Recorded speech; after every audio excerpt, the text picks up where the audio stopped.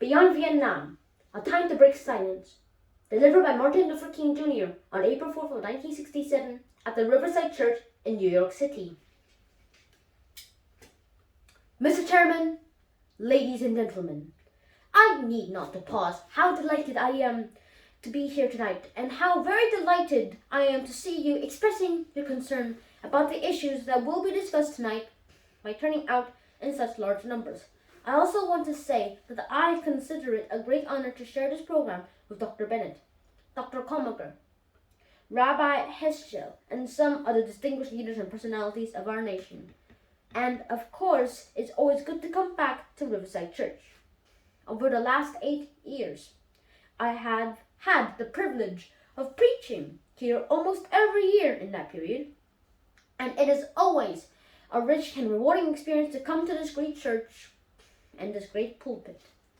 I come to this magnificent house of worship tonight because my conscience leaves me no other choice. I join you in this meeting because I am in the deepest agreement with the aims and works of the organization which has brought us together, clergy and laymen concerned about Vietnam. The recent statement of your executive committee are the sentiments of my own heart, and I found myself in full accord when I read its opening lines. A time comes when the silence is betrayed, and that time has come for us in relation to Vietnam. The truth of these words is beyond doubt, but the mission to which they call us is a most difficult one. Even when pressed by the demands of inner truth, men do not easily assume the task of opposing their government's policy, especially in time of war. Nor does the hemisphere move without great difficulty against all of the apathy of conformists sought within one's own bosom and in the surrounding world. Moreover, when the issue at hand seems as perplexing as often do in the case of this dreadful conflict, we are always on the verge of being mesmerized by uncertainty, but we must move on. And some of us who have already begun to break the silence tonight, we have found that the calling to speak is often a vocation of agony, but we must speak. We must speak with all the humility that is appropriate to our limited vision, but we must speak, and we rejoice as well. For surely this is the first time in our nation's history that a significant number of its religious leaders have chosen to move beyond the prophesying of smooth partitionism to this high ground of a firm dissent based upon the mandates of conscience and reading of history. Perhaps a new spirit is rising among us. If it is, let us trace its movements and pray that our own inner being may be sensitive to its guidance. For we are deeply in need of a new way beyond the darkness that seems so close around us. Over the past 2 years, as I have moved to break the betrayal of my own silences and to speak from the burnings of my own heart, as I have for radical departures from the destruction of Vietnam, many persons have questioned me about the wisdom of my path. At the heart of their concerns, this query has often loomed large and loud. Why are you speaking about war, Dr. King? Why are you joining the voices of dissent? Peace and civil rights don't mix, they say. Aren't you hurting the cause of your people? They ask. And when I hear them, though I often understand the source of their concern, I am nevertheless greatly saddened. For such questions means that the inquirers have not really known me, my commitment, or my call. Indeed, their questions suggest that they do not know the world in which they live. In light of such tragic misunderstanding, I deem it of signal importance to try to state clearly, and I trust concisely, why I believe that the path of the Dexter Avenue Baptist Church, the church in Montgomery, Alabama, where I began my pastorate, leads clearly to this sanctuary tonight. I come to this platform to make a passionate plea to my beloved nation. This speech is not addressed to Hanoi or to the National Liberation Front. It is not addressed to China or to Russia, nor is it an attempt to overlook the imagery of the total situation and need for a collective solution to the tragedy of Vietnam. Neither is it an attempt to make North Vietnam or the National Liberation Front paragons of virtue, nor to overlook the role they must play in the successful resolution of the problem. While they both may have justification and justificable reasons to be suspicious of the good faith of the United States, life and history give eloquent testimony to the fact that conflicts are never resolved without trustful give and take on both sides. Tonight, however, I wish not to speak of Hanoi or the National Liberation Front, but rather to my fellow Americans. Since I'm a preacher by calling, I suppose it is not surprising that I have 7 major reasons for bringing Vietnam into the field of my moral vision. There is an outset, a very obvious and almost possible connection between the war in Vietnam and the struggle I and others have been waging in America. A few years ago, there was a shining moment in that struggle. It seemed as if there was a real promise of hope for the poor, both black and white, through the poverty program. There were experiments, hopes, new beginnings. They came to the build-up in Vietnam, and I watched this program broken and eviscerated, as if it were some idle political placing of a society gone mad on war. And I knew that America would never invest the necessary funds or energies in rehabilitation of its poor, so long as the ventures like Vietnam continue to draw men and skills and money like some demonic destructive suction tube. So I was increasingly compelled to see the war as an enemy of the poor and to attack it as such. Perhaps a more tragic recognition of reality took place when it became clear to me that the war was doing far more than the devastating hopes of the poor at home. It was sending their sons and brothers and husbands to fight and die in extraordinary high proportions relative to the rest of the population. We were talking and taking the black young men who have been crippled by our own society and sending them 800 miles away in the guaranteed liberties in Southeast Asia, which they had no found in Southwest Georgia and East Harlem. And so we have been relentlessly and repeatedly faced with the cruel irony of watching Negroes and white boys on TV screens as they kill and die together for a nation that has been unable to seat them together in the same schools. And so we watched them in the brutal solidarity burning the huts of a poor village. But we realized that they would hardly live on the same block in Chicago. I could not be silent in the face of such cruel manipulation of the poor. My third reason moves to an even deeper level of awareness, for it grows out of my experience in the ghettos of the North over the last 3 years, especially the last 3 summers. As I have walked among the desperate, rejected, and angry young men, I have told them that the Molotov cocktails and rifles will not solve their problem. I have tried to offer them my deepest compassion while maintaining my conviction that the social change comes most meaningfully through nonviolent action. But they ask, and rightly so, what about Vietnam? They ask if our nation wasn't using massive doses of violence to solve its problems, to bring about the changes it wanted. Their questions hit home, and I knew that I could never again raise my voice against the violence of the oppressed in the ghettos without having first spoken clearly to the greatest pariah of the violence of the world today, my own government. For the sake of those boys, for the sake of this government, for the sake of the hundreds of thousands trembling under our violence, I cannot be silent.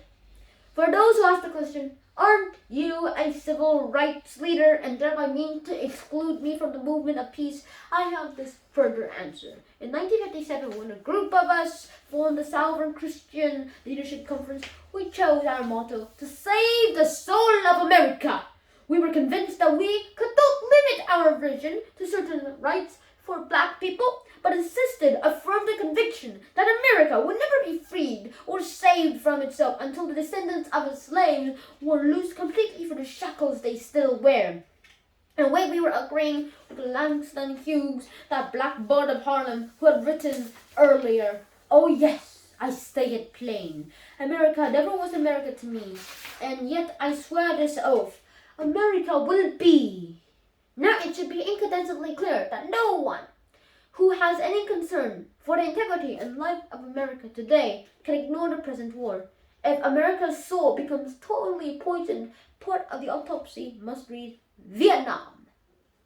It can never be saved so long as it destroys the deepest hopes of men the world over. So it is that those of us who are here determined that America will be, or led down the path of protest and dissent, working for the health of our land. As if the weight of such a commitment to the life and health of America was not enough, another burden of responsibility was placed upon me in 1954. And I cannot forget that the Nobel Peace Prize was also a commission to work harder than I had ever worked before for the brotherhood of man. This is a calling that takes me beyond national allegiances, but even if it dare not represent, I would yet have to leave with the meaning of my commitment to the ministry of Jesus Christ. To me, the relationship of this ministry to the making of peace is so obvious that I sometimes marvel at those who ask me why I am speaking against the war. Could it be that they do not know that the good news was meant for all men, for communists and capitalists, for their children and ours, for black and white, for revolutionaries and conservatives? Have they forgotten that the ministry is in obedience to the one who loved his enemies so fully before he died for them? What then can I say to the Viet Cong or to the Castro or to the Mao as a faithful minister of this one? Can I threaten them with death, or must I not share my life with them? And finally, as I try to explain for you and for myself the road that leads from Montgomery to this place, I would have offered all that was valid if I simply said that I must speak true to my conviction that I share with all men the calling to be the son of the living God. Beyond the calling of race or nation of this creed is this vocation of sonship and brotherhood. And because I believe that Father is deeply concerned, especially for his suffering and helpless and outcast children, I come tonight to speak for them. This I believe to be the privilege and the burden of all of us who deem ourselves bound by allegiances and loyalties which are broader and deeper than nationalism and which go beyond over the nation's self-defined goals and positions. We are called to speak for the weak, for the voiceless, for the victims of our nation, and for it, those called enemy. For no document from human hands can make these humans any less our brothers. And as I ponder the madness of Vietnam and search within myself for ways to understand and respond in compassion, my mind goes constantly to the people of that peninsula.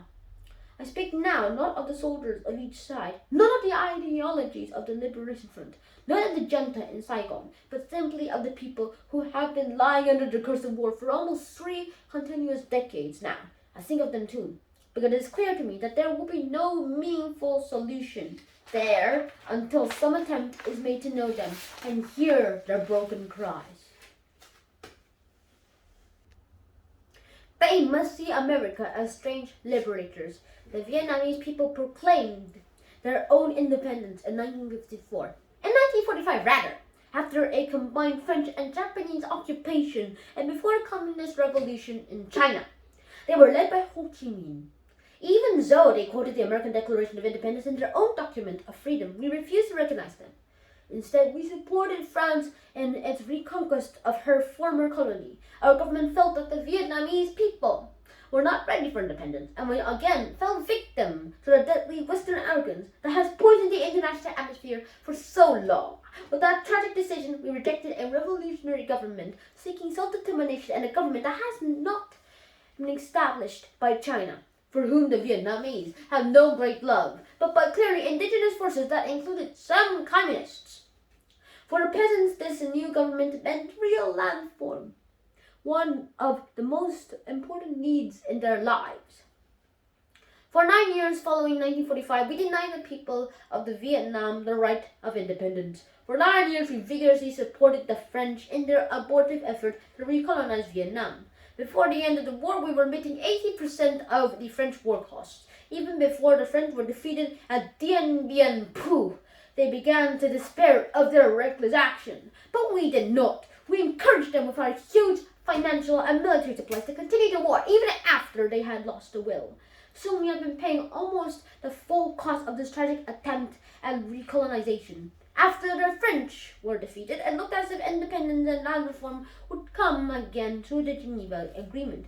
But instead came the United States, determined that Ho should not unify the temporarily divided nation, and the peasants watched again as we supported one of the most vicious modern dictators, our chosen man, Premier Diem.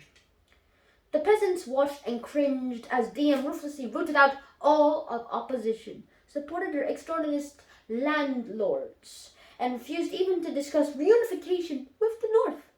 The peasant watched as if this was presided over by the United States influence, and then by increasing numbers of the United States troops who came to help quell the insurgency that Diem's methods had aroused. When Diem was overthrown, they may have been happy, but the long line of military dictators seems to offer no real change, especially in terms of their need for land and peace. The only change came from America. As we increased our troop commitment and support of the governments which were singularly corrupt, inept, and without popular support, all the while the people read our leaflets and recognized and received the regular promise of peace and democracy and land reform.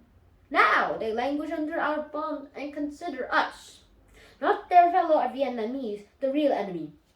They moved sadly and apathetically as we held them off the land of their fathers in concentration camps where minimal social needs are rarely met. They know they must move on or be destroyed by our bombs. So they go, primarily women and children and the aged. They watch as we poison their water, as we kill 1 million acres of their crops. They must weep as the bulldozers roar through their areas preparing to destroy the precious trees. They wander into the hospitals with at least 20 casualties from American firepower for one Viet Cong inflicted injury. So far, we may have killed 1 million of them, mostly children. They wander into towns and see thousands of the children homeless, without clothes, running in packs on the streets like animals. They see the children degraded by our soldiers as they beg for food. They see the children selling their sister to our soldiers, soliciting for their mother. What do the peasants think as we ally ourselves with the landlords and as we refuse to put any action into our many words concerning land reform? What do they think as we test out our latest weapons on them, just as the Germans tested out new medicine and new tortures in the concentration camps of Europe? Where are the roots of the independent Vietnam we claim to be building? Is it among those voiceless ones? We have destroyed the two most cherished institutions, family and the village. We have destroyed their lands and crops. We have cooperated in the crushing of the nation's only non-communist revolutionary political force, the Unified Buddhist Church. We have supported the enemies of the peasants of Saigon. We have corrupted their women and children and killed their men. Now there is little left to build on, save bitterness. Soon, the only solid physical foundations remaining will be found at our military bases and in the concrete of the concentration camps we call fortified hamlets. The peasants may well wonder if we build our new Vietnam on such grounds as these. Can we blame them for such thoughts? We must speak for them and raise the question they cannot raise. These too are our brothers. Perhaps a more difficult but no less necessary task is to speak for those who have been designated as our enemies. What of the National Liberation Front, that strangely anonymous group we call VC, or communists? What must they think of the United States of America when they realize that we permitted the repulsion and the cruelty of the Diem, which helped to bring them into being as a resistance group itself? What do they think our condoning the violence which led to their own taking up of arms? How can they believe in our integrity when now we speak of aggression from the North as if there were nothing more essential to the war? How can they trust us when now we charge them with violence after the murderous reign of Diem and charge them with violence while we pour every new weapon of death into their land? Surely we must understand their feelings, even if we do not condone their actions. Surely we must see that the men we supposed and supported pressed them to their violence. Surely we must see that our own computerized plans of destruction simply dwarf their greatest acts. How do they judge us when our officials know that the membership is less than 25% communist and yet insistent on giving them a blanket name? What must they be thinking when they know that we are aware of the controlling of major sections of Vietnam and yet appeared ready to allow national elections in which this highly organized political parallel government will not have a part? They ask how we can speak of free elections when the Saigon press is censored and controlled by the military junta, and they are surely right to wonder what kind of new government we plan to help form without them, the only party in real touch with the peasants. They question our political goals and they deny the reality of a peace settlement which they will be excluded. Their questions are frighteningly relevant. Is our nation planning to build on political myth again and is shored up upon the power of new violence? Here's the true meaning and the value of compassion and non-violence.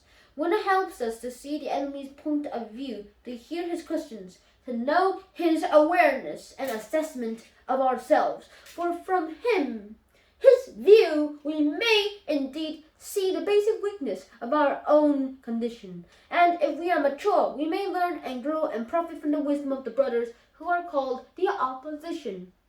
So too with Hanoi in the north, where our bombs now pummel the land and our mines endanger the waterways. We are met by a deep but understandable mistrust. To speak for them is to explain this lack of confidence in Western words, and especially the distrust of the American intentions now. And Hanoi are the men who lead the nation to independence against the Japanese and the French. The men who sought membership in the French Commonwealth and were betrayed by the weakness of Paris and the willfulness of the colonial armies. It was they who led a second struggle against French domination at tremendous cost, and then they were persuaded to give up their land they controlled between the 13th and 17th parallel as a temporary measure at Geneva. After 1954, they watched us conspire with Diem to prevent elections which could have surely brought Ho Chi Minh to power over a united Vietnam, and they realized that they had been betrayed again. When we asked why they did not leave to negotiate, these things must be remembered. Also, it must be clear that the leaders of Hanoi considered the presence of American troops in support of the Diem regime to have been the initial military breach of the Geneva Agreement concerning foreign troops. They remind us that they did not begin to send troops in large numbers and even supplies into the south until American forces had moved into the tens of thousands. Hanoi remembers how our leaders refused to tell us the truth and the earlier North Vietnamese overtures for peace, how the president claimed that none existed when they had clearly been made. Surely heard increasing international rumors of America's plans for an invasion of the North. He knows the bombing and shelling and mining and we are doing are part of the traditional pre-invasion strategy. Perhaps only his sense of humor and of irony can save him when he hears that the most powerful nation of the world speaking of aggression as it drops thousands of bombs on poor, weak nation more than 800, rather 8,000 miles away from the shore. At this point, I should make it clear that while I have tried in these last few minutes to give a voice to the voiceless in Vietnam and to understand the arguments of what they are called enemy, I am as deeply concerned about our troops there as anything else. For it occurs to me that what we are submitting them to in Vietnam is not simply the brutalizing process that goes on in any war where armies face each other and seek to destroy. We are adding cynicism to the process of death, for they must know after a short period there that none of the things we claim to be fighting for are really involved. Before long, they must know that the government has sent them in a struggle among Vietnamese, and the more sophisticated surely realize that we are on the side of the wealthy and the secure, while we create a hell for the poor. Somehow, this madness must cease. We must stop now. I must speak as a child of God and brother to the suffering poor of Vietnam. I speak for those whose lands is being laid waste, whose homes are being destroyed, whose culture is being subverted. I speak for the poor of America, who are paying the double price of smashed hopes at home, the death and the corruption in Vietnam. I speak as citizens of the world, for the world as it stands against at the path that we are taking. I speak as the one who loves America, to the leaders of our nation. The greatest initiative in this war is ours. The initiative is to stop. It must be ours. This is the message of the greatest Buddhist leaders of Vietnam. Recently, one of them wrote these words, and I quote, "Each day the war goes on and the hatred increases in the heart of Vietnam and in the hearts of those of humanitarian instinct. The Americans are forcing even their friends into becoming their enemies. It is curious that the Americans, who calculate so carefully on the possibilities of the military victory, do not realize that in the process they are incurring deep psychological and political defeat. The image of America will never again be image of revolution, freedom, and democracy, but the image of violence and militarism." Unquote.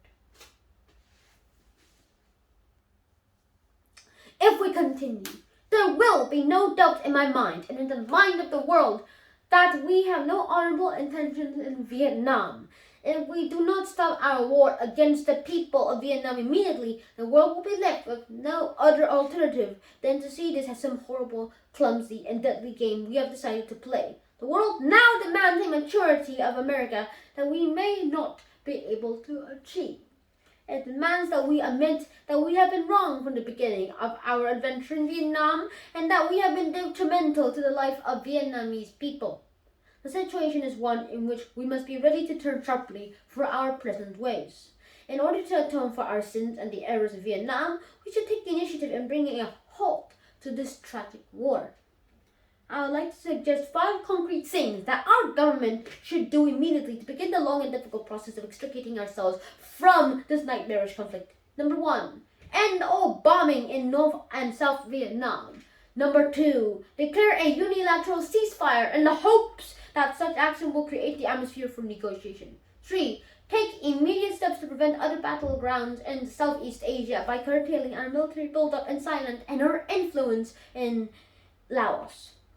4, realistically accept that the fact that the National Liberation Front has substantial support in South Vietnam and must thereby play a role in any meaningful negotiations and any future Vietnamese government.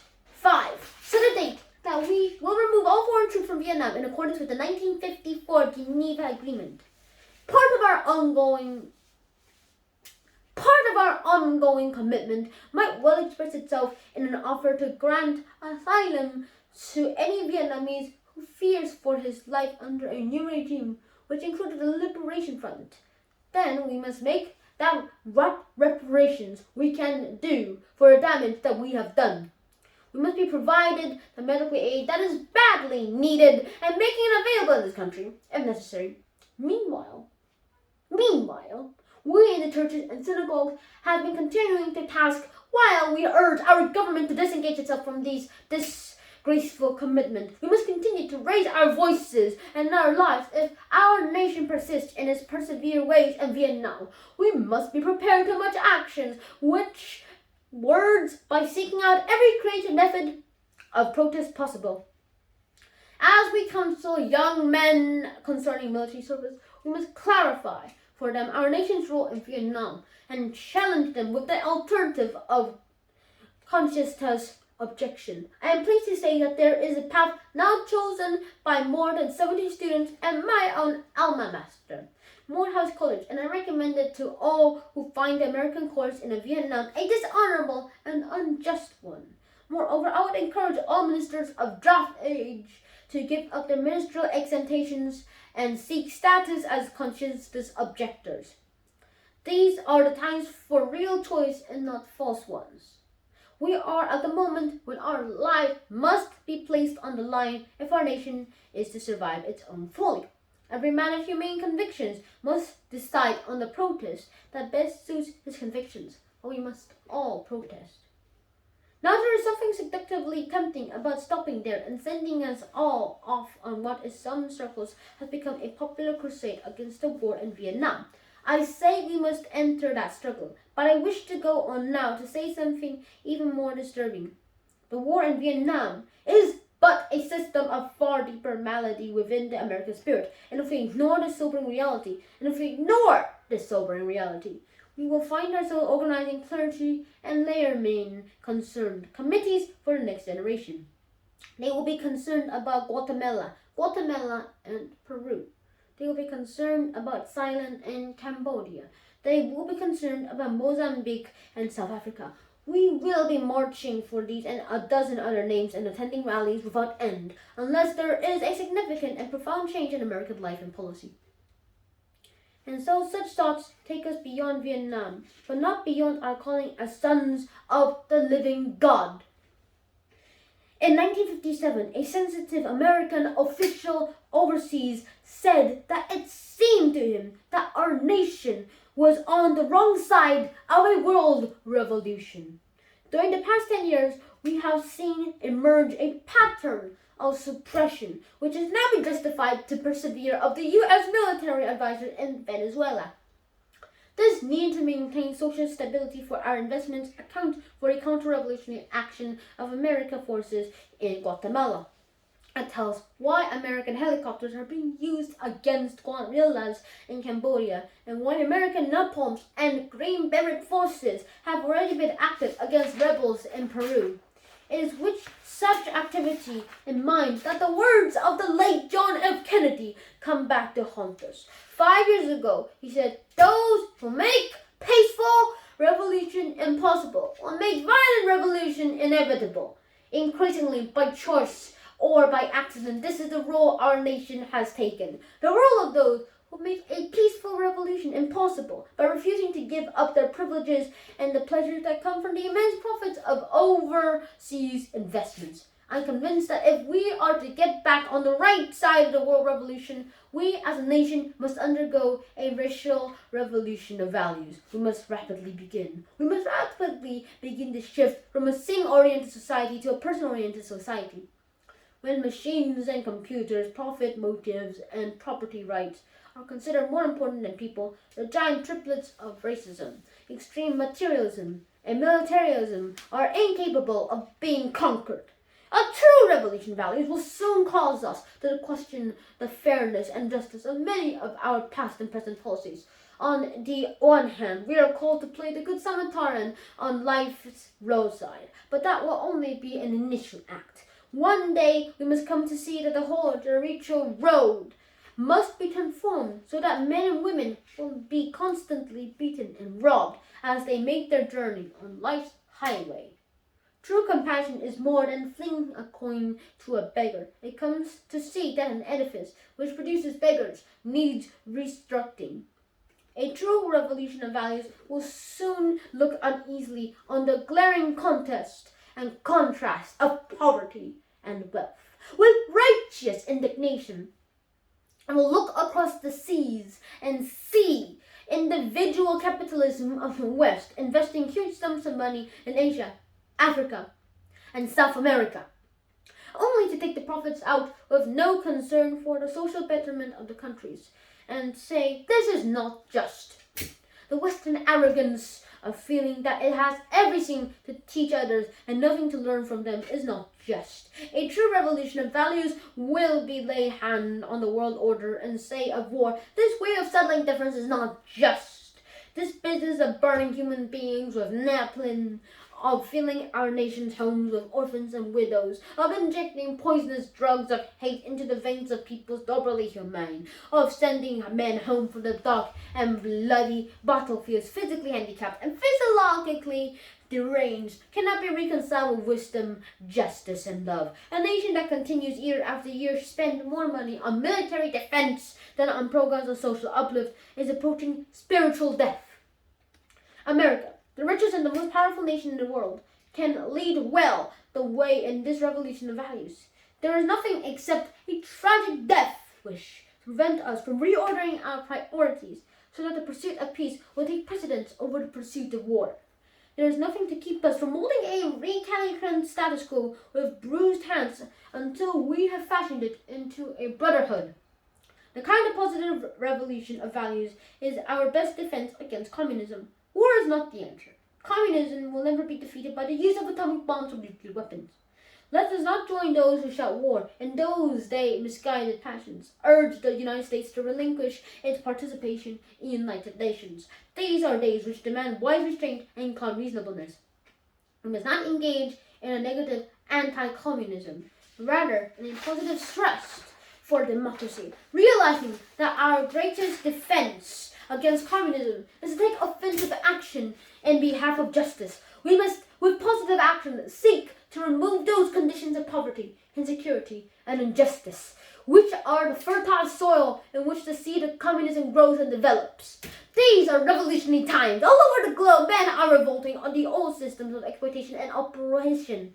Out of wounds of frail world, new systems of justice and equality are being born. The shirtless and barefoot people of the land are rising up as never before. The people who sat in darkness have seen a great light. We in the West must support those revolutions. It is a sad fact that because of comfort, complacency, and a formid fear of communism, and our proneness to adjust to injustice, the Western nations that initiated so much of the revolutionary spirit of the modern would have now become an arch of anti-revolutionaries. This has driven many to feel that our Marxism has a revolutionary spirit. Therefore, communism as a judgment against our failure to make democracy real and follows through on the revelations that we have initiated. Our only hope today lies in our ability to recapture the revolutionary spirit and go out into a sometimes hostile world, declaring eternal hostility to poverty, racism, and militarism.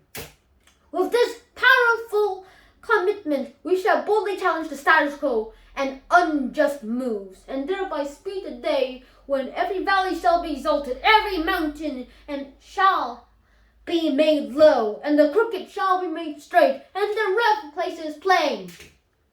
A genuine revolution of values means in the final analysis that our loyalties must become inimical rather than sectional. Every nation must now develop an overriding loyalty to mankind as a whole in order to preserve the best in their individual societies.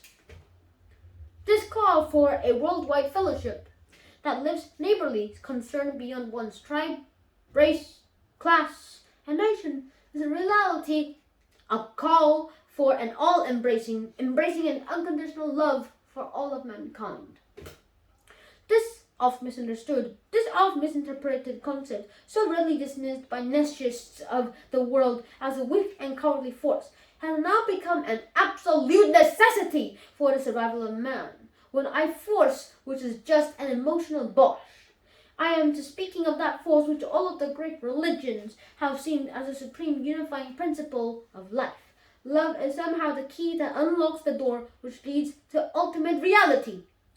This Hindu, Muslim, Christian, Jewish, Buddhist belief about ultimate reality is beautifully summed up in the first epistle of St. John. Let us love one another, for love is God, and everyone that loveth is born of God and knoweth God. He that loveth not knoweth not God, for God is love. If we love one another, God dwelleth in us, and his love is perfected in us. Let us hope that this spirit will become the order of the day.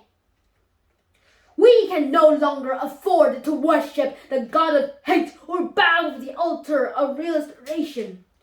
The oceans of history are made turbulent by the ever-rising tides of hate, and history is cluttered within the wreckage of nations and individuals that pursued this self-defeating path of hate. As Arnold Toynbee says, love is the ultimate force that makes for the saving choice of life and good against the damning choice of death and evil.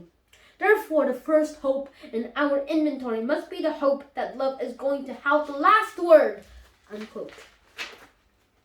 We are now faced with facts, my friends, that tomorrow is today. We are confronted with the fierce urgency of now, in this unfolding conundrum of life and history. There is such a thing as being too late. Protestation is still the thief of time. Life often leaves us standing bare, naked, and dejected with a lost opportunity. The tide in the affairs of men does not remain at flood. It ebbs. We may cry out desperately for time to pause her in the passage, but time is immune to every plea and rushes on. Over the bleached bones and jumbled residues of numerous civilizations are written the pathetic words, too late. There is an invisible book of life that faithfully records our vigilance or our neglect. Omar Khayyam is right. The moving finger writes, and having writ, moves on.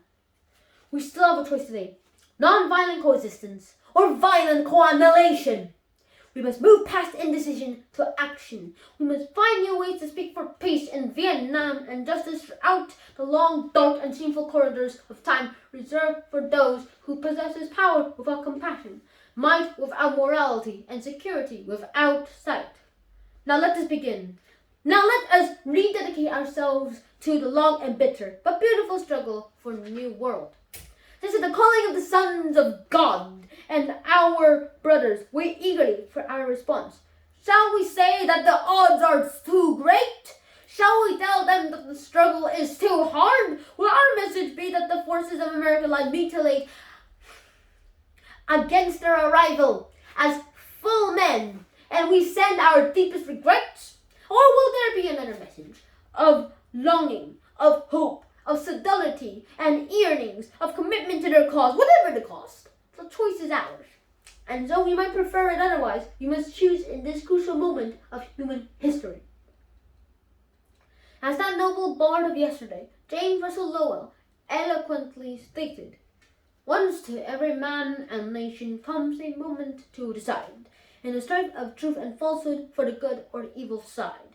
Some great cause, God's new Messiah offering each bloom or blight, and the choice goes by forever twixt that darkness and that light.